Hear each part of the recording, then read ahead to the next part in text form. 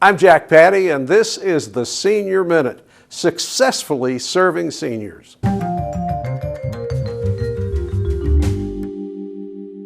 Hello everyone, and welcome to the Senior Minute. I'm Councilmember Shayla Lynch, and joining me today is Emily Dahlman. She's an Elder Nutrition Director at the Bluegrass Community Action Partnership. Welcome, Emily. Thank you.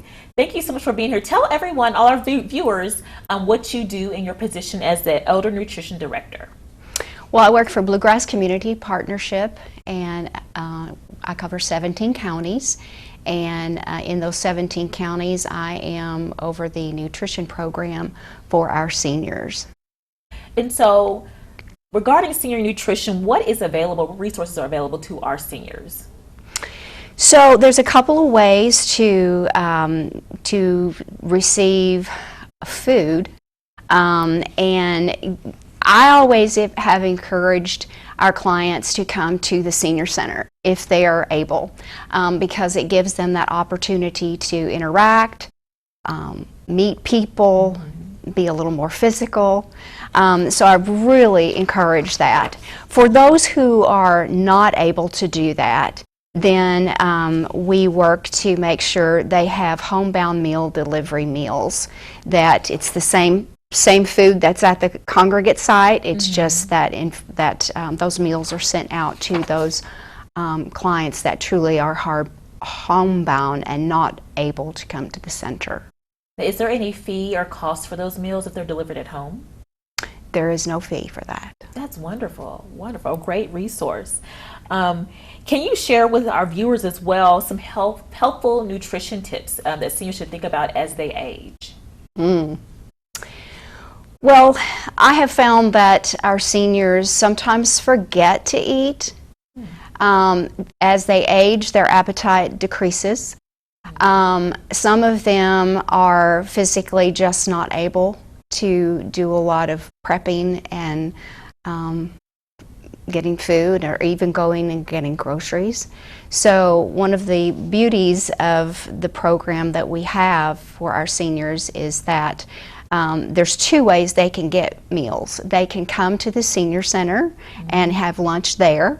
They also have the option to ride the Wheels program to and from.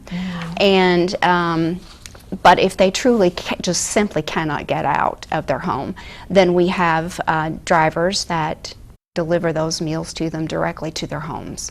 That's great. And thinking about that service, to sign up for that service, what would a senior have to do to be able to get those meals delivered to their home? Good question. So the first thing is that if they're coming to the senior center, then they do need to sign up. In order to have a meal at the senior center, they have to have already completed information at the senior center. Okay. And once we know that that's been completed, then we can follow up with specifically the nutrition component and making sure that they understand the rules of following that. And then for the homebound, we do the same thing with them in terms of how they get their meals. There is a way to directly get information for them to call. I'm going to give you a phone number that they can call to find out how they could get started for homebound meals. And that phone number is 859-266-1116. Again, 859-266-1116. And anyone 60 years of age or older that lives in Fayette County can call that number and get more extensive information about how to get meals. There is currently a wait list, so it's not an immediate thing, but it goes pretty well once it's started. Is there, when a senior is calling the phone number to sign up, is there any paperwork they should have readily available to be able to share the information as far as? They do not. They just need to call, verify their name, their address, their age, just to make sure that the person on the other end knows that they meet the criteria for that service. That's wonderful. That's very, very easy. And we'll make sure to flash that number on the screen so our seniors will be able to see that. Wonderful. talking about nutrition just kind of in general, I know as seniors age, they may be on certain medications, and medications can they affect nutrition? And would you have seniors need to talk to their doctor about those adjustments? That's a great question. Obviously, we want to make sure that we don't do anything on our end that is counterproductive for the clients. So one of the things that is discussed before we proceed with that is we do ask, do you have any food allergies? Do you have any medicinal allergies? Just to make sure there's not something underlying that we're not aware of, because we certainly don't want anyone having any reactions or anything. Right.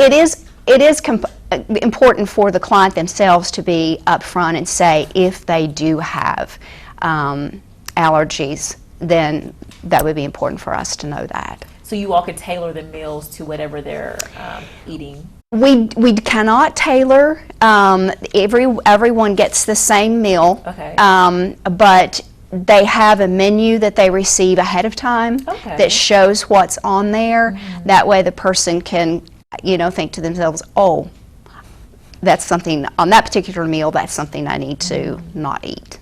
That's great. And then is this service also available on the weekends, or is it just Monday through Friday? Another good question. So for our homebound clients, if we determine that the need is greater than just for a meal during the week, then we do have the capacity to provide meals over the weekend, but not with our drivers driving on the weekend, but having extra meal already cooked and kept warm, and then they can take that home, put it in their freezer, eat it the same day they received it, because we don't want anyone going out without meals just because it's the weekend or a holiday. Right. That's awesome. That's wonderful. And again, do you mind to share with our viewers the phone number again if they want to enroll in this amazing program that can bring meals right to your doorstep or right to you at the Senior Center? Yes, ma'am. So for those that are inquiring, it's 859-266-1116. Wonderful. Emily, thank you so much for joining us today and sharing this welcome. vital information to make sure our seniors can get fed when they need to at home or at the Senior Center. Absolutely. Thank you for coming to the Senior Minute. Thank you so much for your time. Of course. All right.